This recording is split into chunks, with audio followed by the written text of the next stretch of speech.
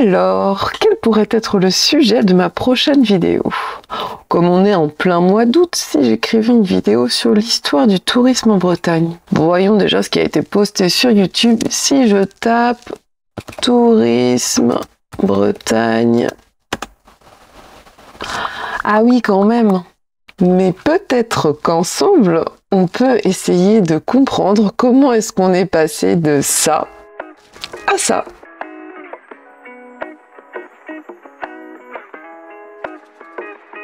Bonjour d'or et bienvenue dans cette nouvelle vidéo où nous allons parler d'un sujet bien précis. Vivant sur l'île de Groix depuis plusieurs années, c'est dans le Morbihan pour les Quichangéo, je vois le même manège incessant tous les ans. En gros, l'hiver, on a un peu plus de 2000 à vivre sur l'île. On est peinard, c'est même parfois un peu relou de voir tout le temps les mêmes têtes. Et même parfois aussi on se fait un peu chier, il faut dire ce qui est. Et l'été, on triple la population puisqu'on passe environ à 7000 personnes. Vous voyez un peu le délire là? Sur ce que ça peut faire aux gens, à la faune, à la flore, mais aussi au commerce.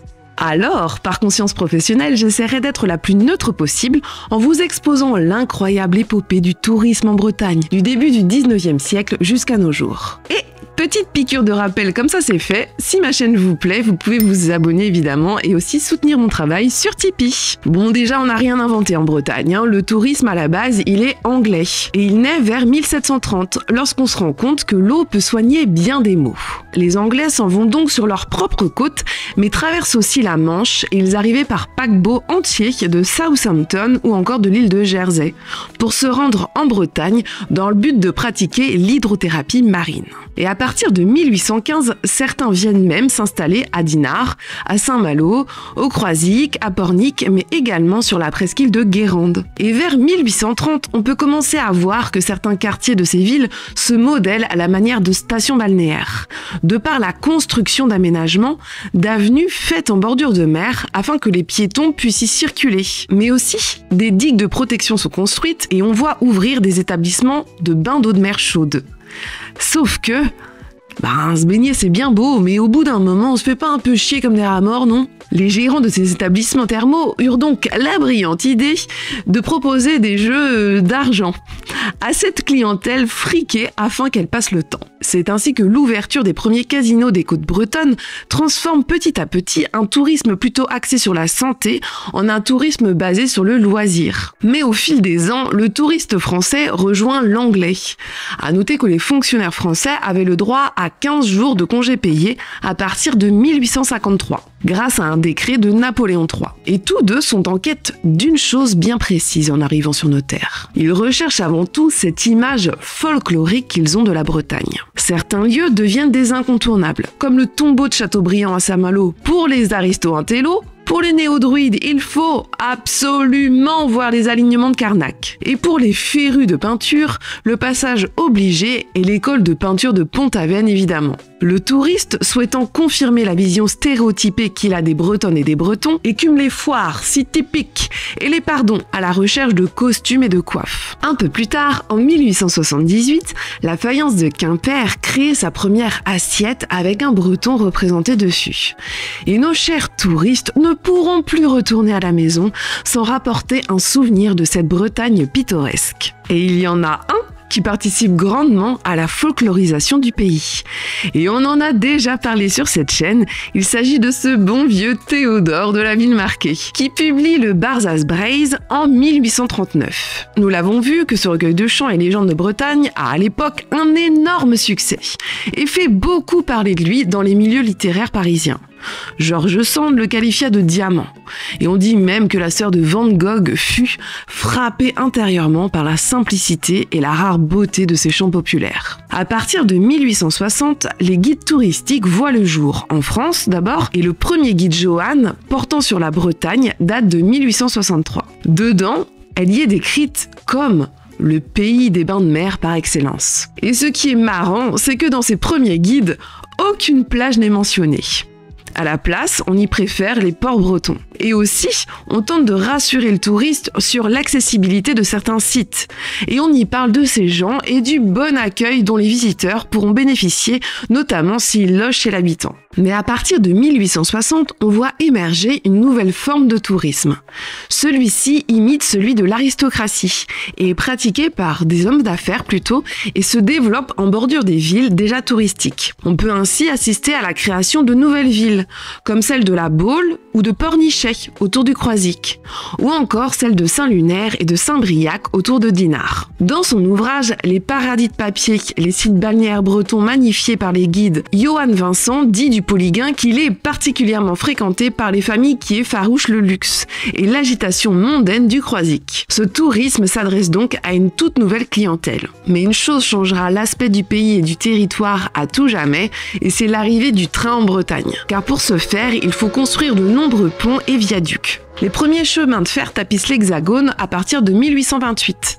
Et il faudra encore attendre quelques années pour que les Bretons bénéficient de cette avancée. Le premier train Paris-Nantes est mis en marche en 1851, le Paris-Lannion en 1881. Et puis on n'est pas dans un TGV, parce que le trajet dure plus de 15 heures. Et c'est grâce à la Compagnie de l'Ouest que l'on peut voir naître les premiers trains de Rennes jusqu'à Saint-Malo en 1867, ou encore celui d'Auray jusqu'à la toute nouvelle station balnéaire de Quiberon. Les premières colonies de vacances arrivent en Bretagne au début du siècle et ce sont les scouts qui s'en chargent, comme à Nantes en 1909. Pendant la Première Guerre mondiale, forcément les touristes se font un peu plus rares. Mais aussitôt fini, de nombreux projets voient le jour. Et finalement, le conflit n'aura pas eu beaucoup d'impact sur le tourisme en Bretagne. La crise financière de 1929, elle par contre, si. Car nos voisins anglais se font ainsi de plus en plus rares sur nos côtes. Les constructions des villas de bord de mer en jettent un peu moins. Et comme les terrains et les maisons sont plutôt bon marché en Bretagne, les premières résidences secondaires s'élèvent à partir de 1920. Mais jusqu'à cette période-là,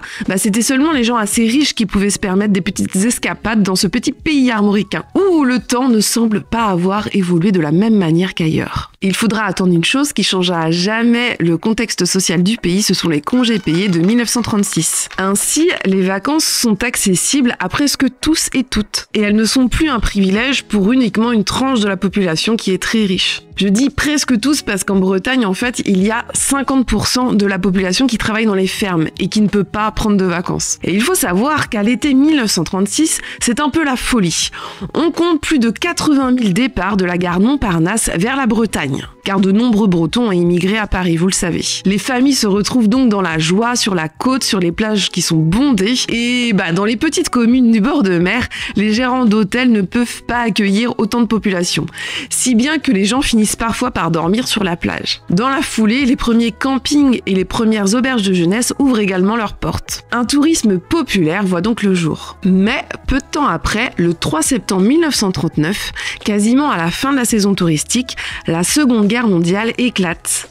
Mais étonnamment, ce n'est pas pour refroidir certains commerçants ou hôteliers du bord de mer. Le matraquage touristique continue au cours de l'année 1940, afin de préparer la saison. Cette fois-ci, le tourisme est censé toucher les réfugiés qui pourraient ainsi visiter et découvrir le pays, et même peut-être s'y installer, qui sait. Mais également, ce tourisme s'adresse aux soldats en permission, qui pourquoi pas, histoire de souffler un peu, pourraient profiter d'une garnison pour visiter la région. La Bretagne est occupée à partir du 22 juin 1940. Et vous vous imaginez bien que la saison ne battait pas vraiment son plein, puisque l'ambiance n'était pas trop pina colada sur la plage, si vous voyez ce que je veux dire. Par contre, il y en avait qui avaient plutôt le cœur à profiter du beau temps et de la vue sur mer, ce sont les Allemands. Et on peut noter tout de même que dans le Morbihan, hormis la poche de l'Orient, les populations souffraient peu à l'époque des bombardements, et occupés et occupants profitaient même parfois de la plage côte à côte. Mais craignant des déplacements de population, les autorités allemandes commencent à serrer la vis, et ils décident à partir de mai 1941 d'établir une interdiction de séjourner dans toutes les stations côtières de la zone occupée. À partir de 1942, seuls les habitants ont le droit de se baigner sur leur plage. Et pour les quelques aventuriers encore en recherche de tourisme, ils se dirigent donc vers l'intérieur des terres. Le préfet du Morbihan interdit le camping cette même année. année. Et il faudra attendre 44 pour interdire également l'utilisation des bateaux de sport dans la zone côtière. À la Libération, après la guerre, les municipalités du bord de mer sont vivement encouragées à privilégier les budgets des activités touristiques. Le gouvernement provisoire français pense que c'est un des seuls secteurs qui pourra permettre de faire rentrer de l'argent à court terme. Et donc, de nombreuses communes bretonnes commencent à tout miser sur le tourisme.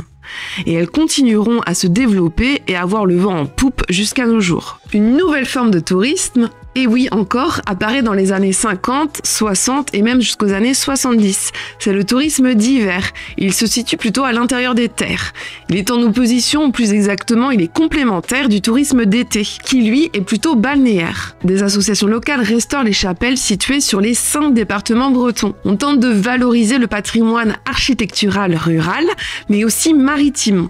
On met en avant ces quelques châteaux, des musées sont créés, et puis le renouveau celtique avec la popularité des Feestenhuis donne une nouvelle image de la Bretagne, celle d'un pays moderne qui a su conserver ses traditions et ses coutumes. Mais placer toutes ces billes dans le même panier, dans le panier du tourisme, ça a un prix. Michel Goulecter, groisillon et spécialiste de l'histoire de l'île de Groix, écrivait dans son livre « Groix, une petite île, une grande histoire » sorti en 2004, et l'île découvre le tourisme, surtout dans la seconde partie des années 60. Le tourisme est alors perçu comme la bouée de sauvetage, le ballon d'oxygène. Des terrains, des maisons sont vendus, souvent à des prix défiant à l'époque toute concurrence. Certains aujourd'hui regrettent leur empressement d'hier. Des masures sont restaurées, des constructions surgissent.